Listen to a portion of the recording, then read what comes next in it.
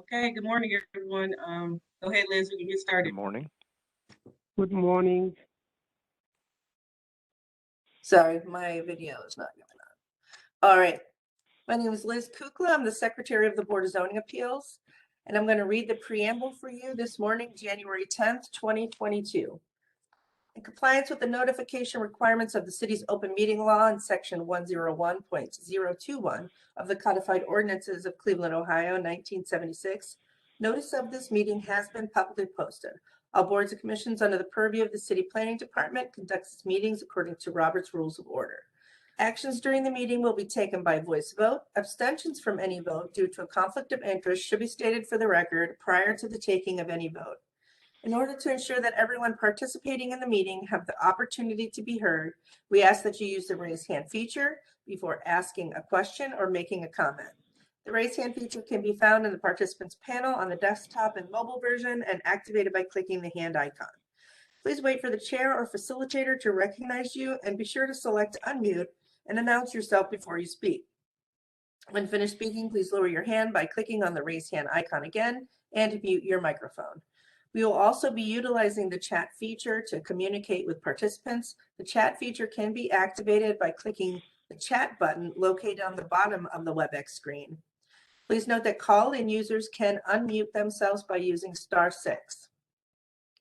All meeting activity is being recorded via the WebEx platform. These proceedings are also being live streamed via YouTube for public view. We have provided a link to the meeting for those who wish to speak on a particular case via our website and email. All requests to speak on a particular matter have been considered. We have also received emails from those who have provided written comments on a particular matter. Back to you, Madam Chair.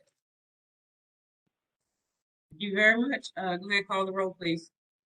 Thank you, Madam Chair. Ms. Barnes. Ms. Barnes here. Ms. Brown. Hello. Yes. We're calling the roll right now, Mr. DeLallo. We're calling the board members roll. Okay. Okay, so we have Ms. Barnes, Ms. Brown. Present. I don't see a lot of Faith on the call. I believe she may not be here today. And Ms. Britt. Oh, I see her there. She just logged in, Miss. Yeah, Kukla. mom is here. Okay, thank you. Ms. Faith? She's probably still just logging in. Okay. So I don't see a microphone yet. So, Madam Chair, we have a quorum with the members that are present, and Ms. Faith will be joining us shortly. All righty. Move on to postponements. Yes, thank you. There are 3 withdrawals today. Calendar number 21-197 regarding 10615 Crestwood Avenue, and 21-198 regarding 10607 Holda Avenue, and 21-199 regarding 10411 Shale Avenue. Each of these cases are regarding the City of Cleveland land bank parcel being, requesting to install 11 feet by 2 inches tall sign. Each of these cases are regarding a sign as well. In fact, Madam Chair, there is an appellant that is other than the City of Cleveland. So we have a lessee that actually requested the appeal. The appellant was unable to get the City of Cleveland to authorize this variance.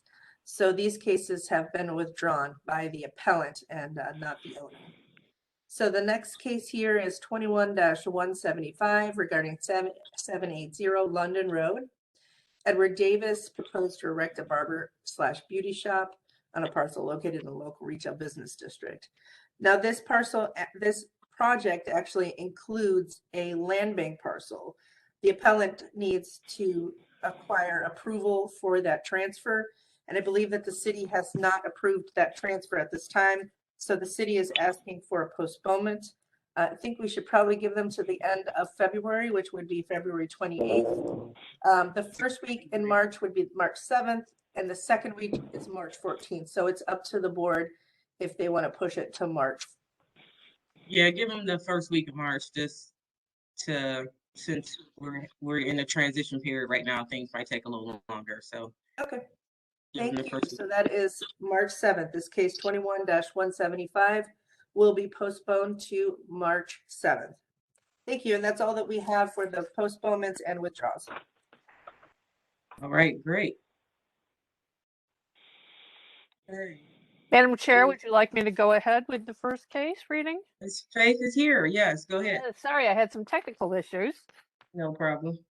All right, calendar number 21-196 at 1482 East 123rd Street.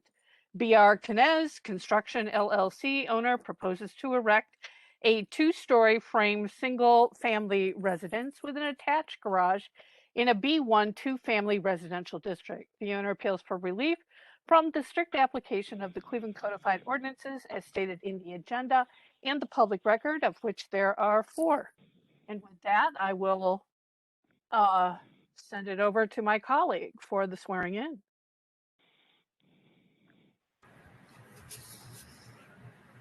I am swearing in all who are present for this case. Do you swear or affirm that the testimony you are about to give is the whole truth and nothing but the truth? Please raise your hand, reply by stating I do, then give your name and your address, please. I do. Caitlin Cole with Canez Construction, 7555 Fradle Drive in Concord, Ohio.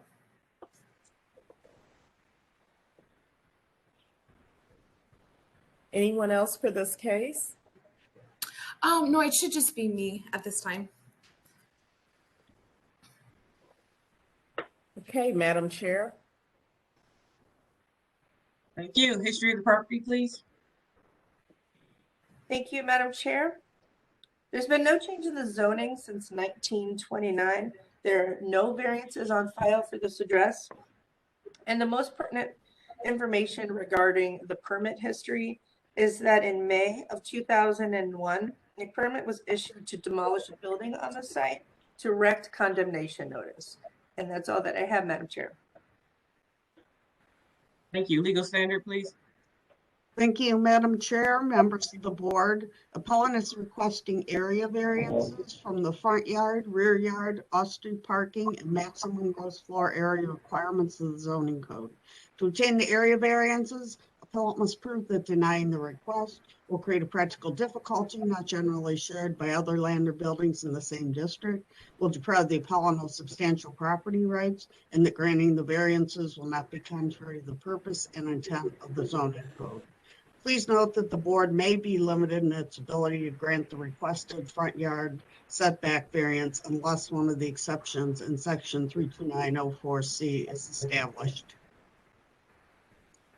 Thank you, Ms. Wagner. All right, before we get started, Maurice, do we have information about this front yard setback? Yes, I'm glad you asked. That's why I included the red text here at the bottom of this opening slide. Let me show you the aerial where you can clearly see where they're entitled to the exception. There is an exception rule that states that if the property, the subject property, is less depth or less width than any other property on the block, then they have a hardship, and the board would be able to grant the variance. And as you can see by the parcels, the other parcels on this block, everything else is substantially deeper than this parcel, and so we feel that it would qualify them for the exception on the front yard setback.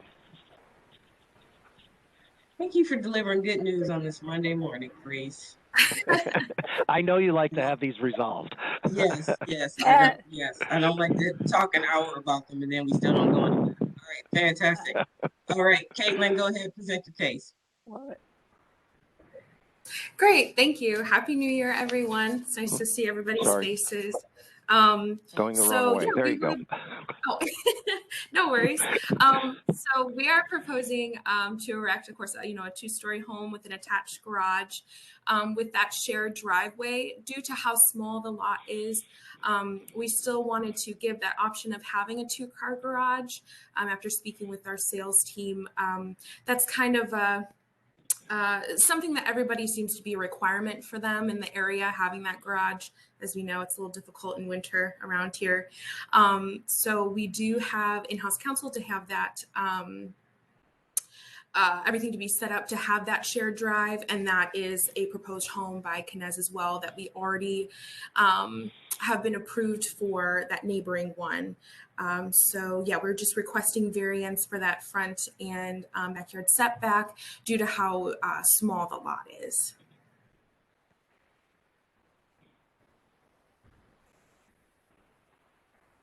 Okay, sorry, I was muted. Okay, you go through the other variances listed, please. Yeah, so there's the front yard setback, and then the rear yard setback. So again, due to like the size of the lot, and then the other variance we're requesting is for the gross floor area not exceeding 50% of the lot. Again, with how small the lot is, we try to put a, of course, one of our smaller sized homes that still is, we feel, a livable, good family sized. With also room for that attached garage. So it's just with the size of that lot, it makes it difficult to fit something that, is a decent size for a livable home. Madam Chair, may I ask a question about what I'm actually looking at? There are 2 houses and 3 garages on this site plan? No. I apologize. Yes, it looks. I'm sorry. I didn't mean to interrupt you. Oh no, I was going to say no, it's 2 houses, but go ahead and explain, Kate. No, 2 houses, Sorry, sorry, Madam Chair, I'm asking 2 houses and 3 garages. Is the thing at the bottom not a garage? That is a garage. There's another house. There's like a lot that goes this way. That's on the street below. And that also is a Knez home as well that we've been approved for, but it's like a skinny lot that comes down this way. So that's a garage that's actually attached to that home. So there's 3 separate homes. It's just the way that the site plan is. We're just talking about that small one there in the middle, that smaller home with the attached garage. But thank you, Caitlin, for explaining that. Madam Chair, may I continue to ask a question? So you're building new houses on all vacant lots, is that correct? They're vacant, yes. So you could re-subdivide and not build on the lots as they exist and to improve the dimensions and spacing and layout and all of that. Is that correct? We could technically consolidate. There is that one on the right was one that we had obtained and had gotten like approvals for, and then we were able to obtain the smaller one. So the one that's above it is already in process. We're through the permit process and everything. The one below it, it's just a skinny lot, so it would have made like an odd L shape that really wouldn't have improved much of that hardship of the sizing of the lot. It would have been very awkward. We actually there were 2 small lots, the ones that were coming down, those were 2 separate, and we consolidated those to fit a home. So we were kind of left with that smaller one in the middle, which if we had done them at the same time and consolidated them, it still would have just been a weird chunk of a lot that would have been off to the side, and too large of 25 foot, like the one that we have on that lot above. Once you start getting larger houses, it's much more expensive, not as affordable. So we have that smaller piece, and we put a good sized home on it. We're able to fit it, and with the 2-car garage, it just makes it so that we have pushed up in the front setback. Right, but this is all about your planning, and once you have all of the lots, you have the ability to, as you said, consolidate and re-subdivide, and to think about this as a plan area, not just individual land bank lots. And I've raised this before, and I'd like to just go on the record to the city planning staff. It seems to me that more thought could be put into how the lots are re-subdivided, when clearly this builder is building a lot in this area and making a major investment, as are the people we're selling, or they are selling the houses to. So thank you. Thank you for your investment in the community. I just questioned the process on the sizing of the lots. Understandable. And we definitely try to be, oh, sorry, I didn't I'm mean to sorry, interrupt you. it's a statement. I'm not asking you to actually respond to that. I thank you for answering my initial question. Thank you. All right, thank you, Ms. Brown. Did you have any other questions? No, ma'am, I do not. All righty. I was going to move to city planning. Maurice, are you talking for this case? Yes, we are in support of these variances. I do understand what Ms. Brown is saying, that maybe looking at these parcels in a more holistic way before laying them out, with the houses might have been a good idea. However, I'm not sure with the way they were acquired, probably in a piecemeal fashion, may not have lent itself to that. I would also point out that on the parcel that's in yellow on the screen, I don't believe Kinez controls the piece behind it. That's a part of that larger apartment building. So they couldn't have made that lot deeper with the existing parcels. But you are right. Had you considered all of the lots together, you may have been able to lay it out a little bit better as far as each house getting more property. But we still support the variances. Thank you, Maurice. All right. Any other board members have any questions? If not, I'll entertain a motion.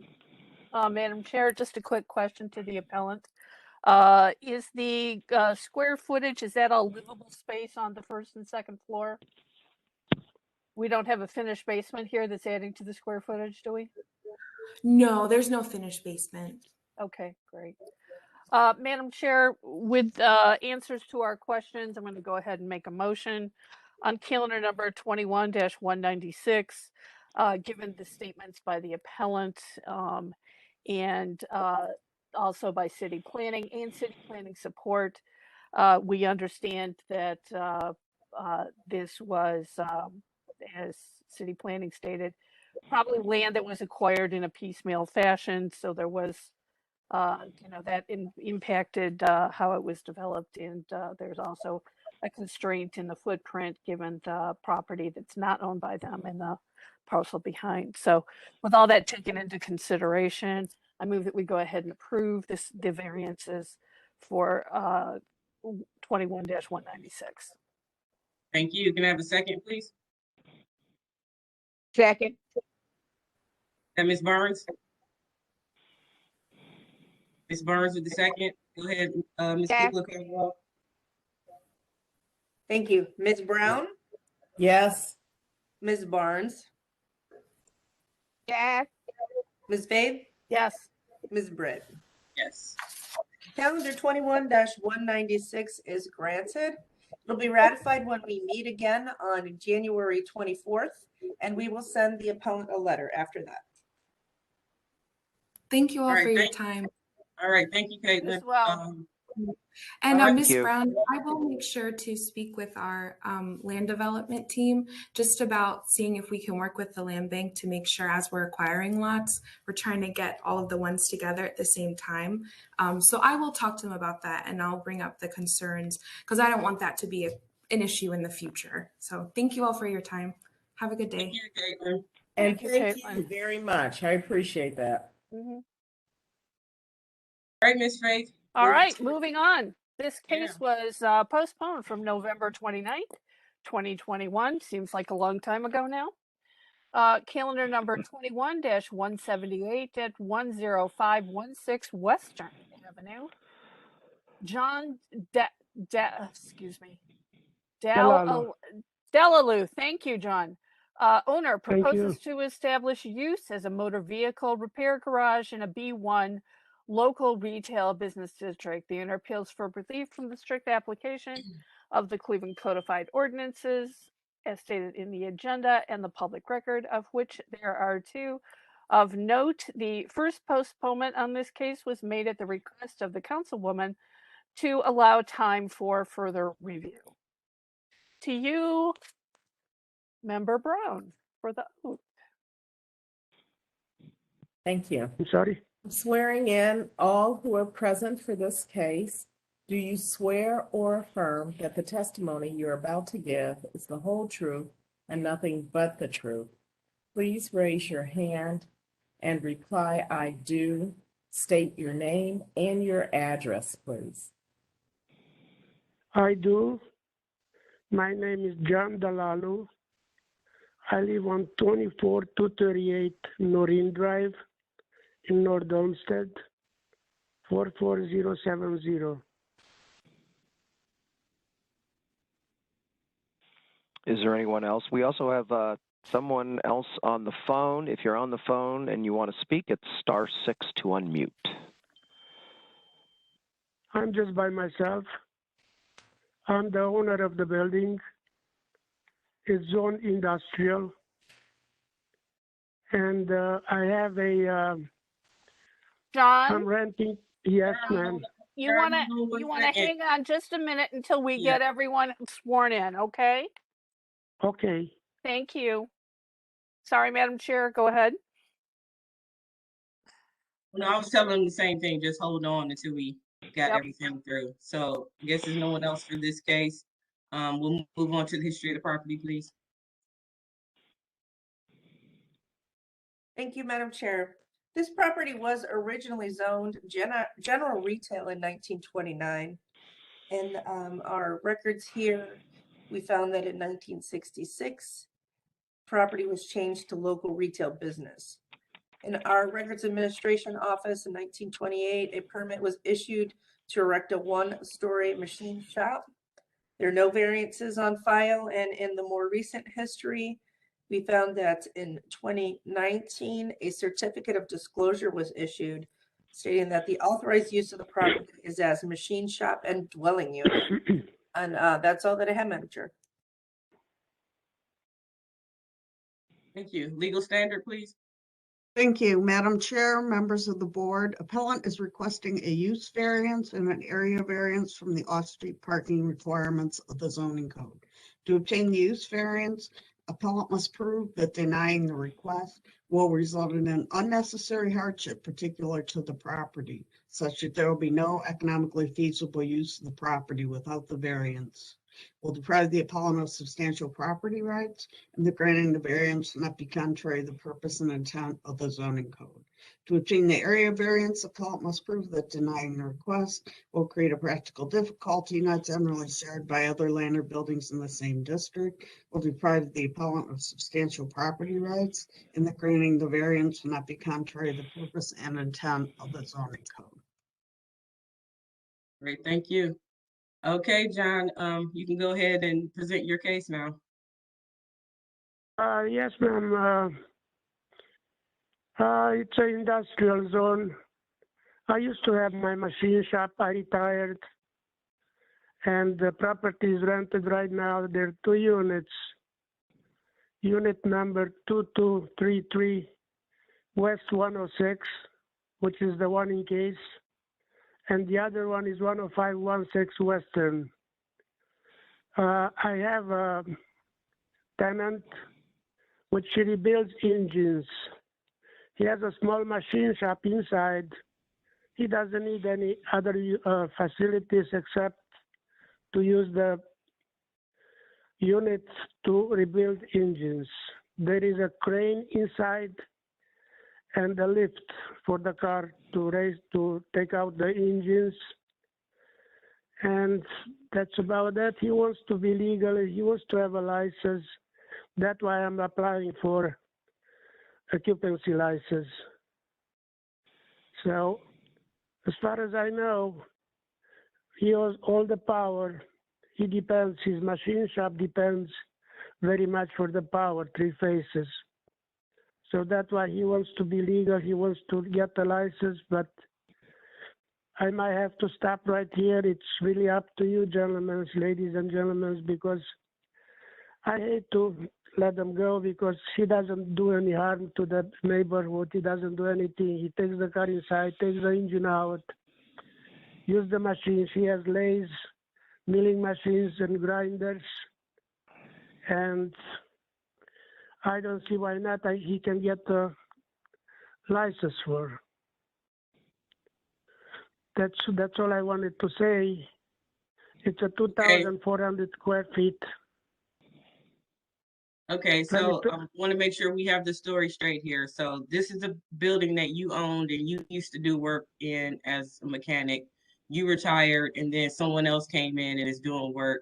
But what I'm thinking, Maurice, is he doesn't have a certificate of occupancy. Is that why it got pushed here?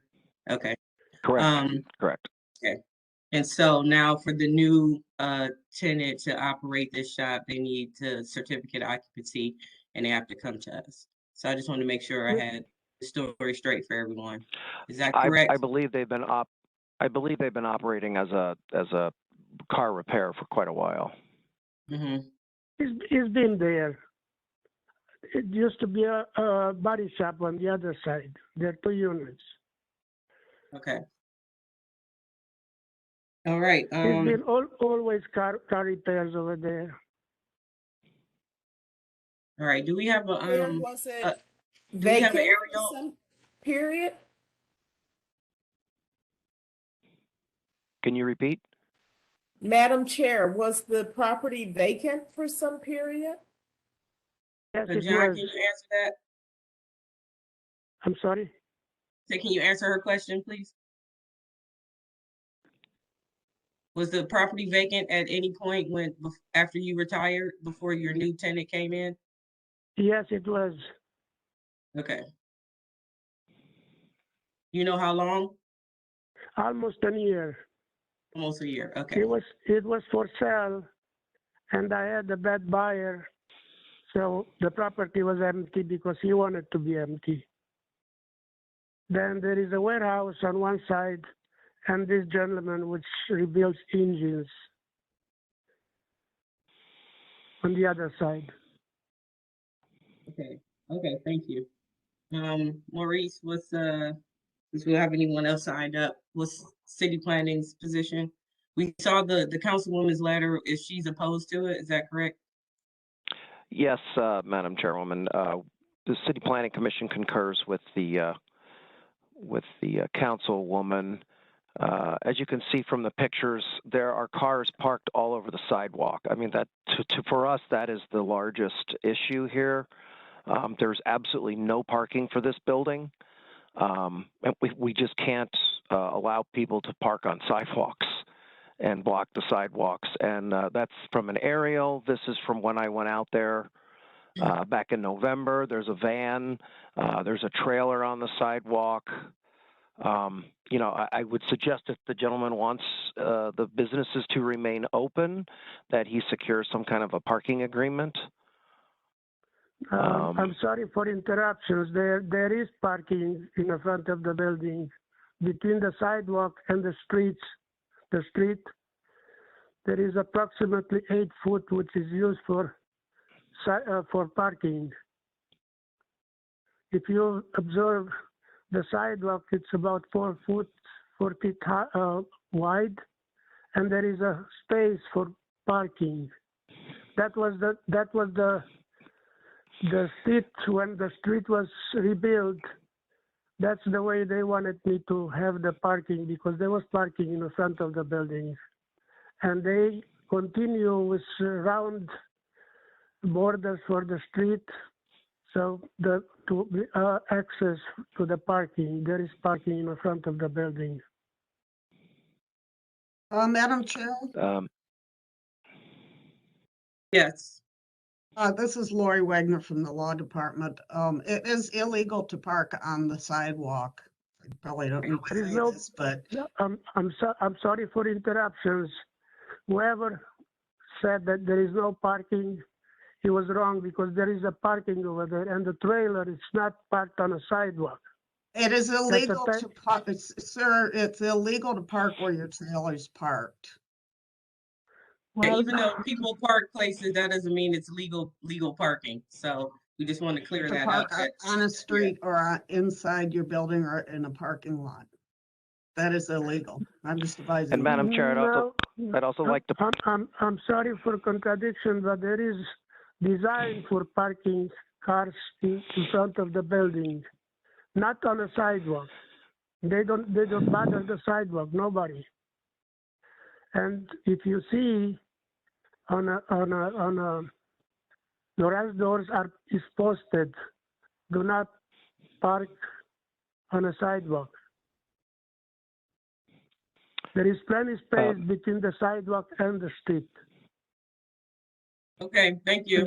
Go ahead, Maurice. Madam, I was just going to say, I mean, you can see in the bottom left-hand picture the oil stains and other things that have leaked from the cars that have been sitting on the sidewalk. I mean, that's another reason why we don't want cars parked in that area. Anything beyond the curb line is not considered legal parking, and so we just can't support something like that. There is plenty, sir. I'm so sorry to tell you, but I was there for 7 years having my machine shop, and I never had any problem parking. It's a big space between the sidewalk and the street. Okay, sir, we're just telling you that even though parking was going on, it was still illegal, whether you got caught or not. You know, that's a different story. So we're gonna park the parking conversation now. Liz, I see you have your hand up. Do you want to chime in? Sure, Madam Chair, just because the appellant is on the phone, I would like to read the letter from Councilwoman Spencer, as well as a letter from the neighbor, if that's all right with you. Please do. So this is from Jenny Spencer, the councilwoman. The council office is not in support of the requested variance for multiple reasons, including the following. Our office contacted multiple nearby residents, all of whom are opposed to the use. The primary concern, which the councilwoman's office agrees with, is that there is no place to park vehicles for a proposed repair shop. Furthermore, cars are often observed parking illegally at this location, for example, on the sidewalk. We've made several attempts to contact the applicant, John DeLaulo, and he has been unresponsive.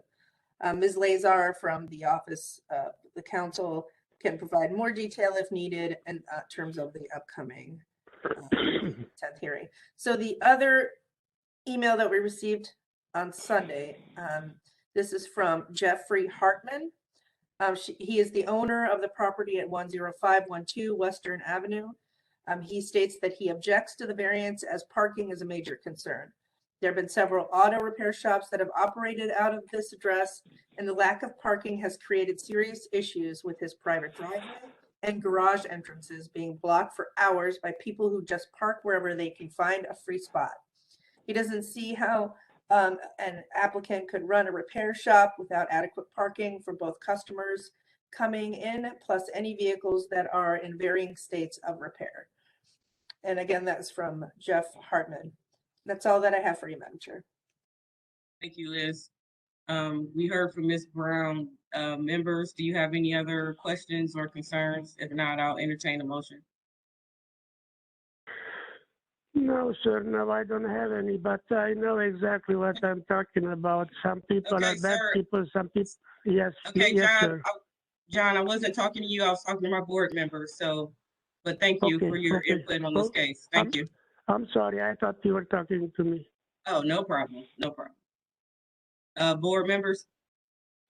Madam Chair, I think we've had some good evidence on this case with regard to a statement by the councilwoman, a letter of opposition from the neighbor, and the statements by city planning. I frequently go past on Western, past this building, so I can attest to, you know, what is in the pictures is what I observe in passing. And so we have two variances, and it seems that we can't reach the owner is has a difference of opinion to what is actually the ordinances in the law in this case. So the motion is going to have to be to deny the variances for this case. Thank you. Can I have a second, please? I have a second from Ms. Barnes. Ms. Barnes, second. Go ahead, call the roll, Ms. Kukla. Thank you, Madam Chair. Ms. Brown? Yes. Ms. Barnes? Ms. Barnes, yes. Ms. Babe? Yes. Ms. Britt? Yes. Calendar 21-178 regarding Western Avenue is denied. This action will be ratified when we meet next on January 24th, and then we will send the owner a letter. All right. Moving on to old business. We ended up with a short agenda today. Yes, we did. You know, sometimes blessings do come on a Monday. All right, so moving on to old business. Old business 1 through 3, without objection, board? Without objection. All right, we have request for affirmation on 2030 West 17th. They were granted variances for a house, but the appellant needs more time to complete construction drawings. Without objection? That's without objection. Without objection. Okay. And CMHA also needs more time, looks like, for because they have a long demolition process and land transfer and building code. Yeah, that sounds like a lot. So without objection. Yeah. Without objection. I'm hoping they can handle that all in 6 months. So that's what I'm thinking. So yeah. Hopefully, if not, hopefully they'll come back to us before it expires. Right. So without objection for sure. Great. And then what's going on here in the miscellaneous for Brit Oval, Liz?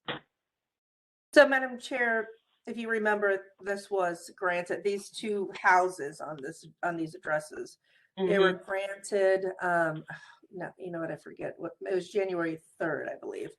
Yes. And technically they were ratified last week because we were expecting a revised drawing. The appellant showed a drawing, I believe, at the hearing, but we didn't have that in the file. Once we received it and we did some measurements, it turns out that that a variance for the front setback is still needed. And if you remember, the appellant stated that a variance from the front yard setbacks is needed. And so it turns out there was a misunderstanding. So we need to bring them back to on the record state what the actual setback issues will be and explain the need for them. So the one, I remember the one house needed it, the other house did not. And so is it now that both houses need it, or is it now just back to the one house that they thought didn't need it now needs it? If that makes any sense. So they're on an angle. You know, this was confusing. Yes. So as a side note, I don't usually have the chance to review these before we send out the notices. So really, the entire building was never within the front setback. It's kind of, the street is in an angle. And so the houses were pretty much built, and I don't know, I think it was east-west. So they were built in a straight line, but the street is angled. So the front setback is angled in such a way that only the corners of the building were within the front yard setback. So even if they pushed them up, they could not get both of the houses fully within the front yard setback. And there's one other issue that they'll explain at the hearing, that there's a utility easement that prevents them from going all the way up to a zero lot line. So I feel like all of that wasn't presented at the hearing. Oh, and I see Ms. Leonard just stated that it's a maximum setback. They're in an RA district. Yeah. And they actually have a maximum setback in this case. And there's a range from 0 to 12. Something we normally don't deal with. But you can see, can everybody see the drawings on here? Yep. Can you blow it so you can see Maurice? A little more? Sure. Yeah. It's unfortunately confusing. There's a lot of lines on here. We asked for a clearer drawing as well. Oh, they got all the topo on there too. I got it though. Yeah, you can see the highlight. Okay. Right, and the utility easement is the real complication here, because there's a 5-foot utility easement. They obviously can't build on that, which includes the porch placement. So they're going to try to pull the building on the right as close to the setback as they the legal setback, or to the the easement as they can, and then that will determine what the actual distance for the building on the left, which probably will be out of compliance. But I would say that they have a hardship here. because of the way, the curvature of the street, the utility easement. And the appellant believed that the measurements were to be made from the porch as opposed to the building. To the, yep. Yeah, so Yes, that, Yes, we get that a lot. Yeah, we do. Okay. All right. Yep. Okay, good. So, so they're gonna, get We rid, need to- not get rid of, but they're gonna handle the utility easement first before they come back. well, they're gonna try to adjust the buildings and move them as close to the easement as they can. So Okay. we're gonna And have then- a revised drawing. I'm hoping A to have clearer the one. dimensions so that I can add them to the January 24th agenda, so we can turn this around really quick for them. I know the administration really wanted to see this project started. Yeah, So I was gonna say, we can squeeze them in at any point. We can do that. Since we heard the whole case, it's just now they have to come back for this one issue. So, yeah, we can squeeze them in. You know, and I hate squeezing people in, but with this one, I think it's warranted that we can get them in as quick as possible. Okay. All right, is that the end of old business? Yep, and we have no hearing next week. One is due to MLK Day on Monday, and then we will not have a quorum for the following Tuesday. So was that a celebration there, Maurice? I saw that. It sure was. I mean, a short meeting today, no meeting next Monday. Whoa. I know, we're on vacation again. Okay. Let's not jinx it, okay? All right, so with that, we will adjourn the meeting, and everyone have a good week. All right, thank All you. right, see everyone in 2 Thanks, weeks. everyone. All right, All right. Thanks, thank you. everyone. Bye. Bye-bye.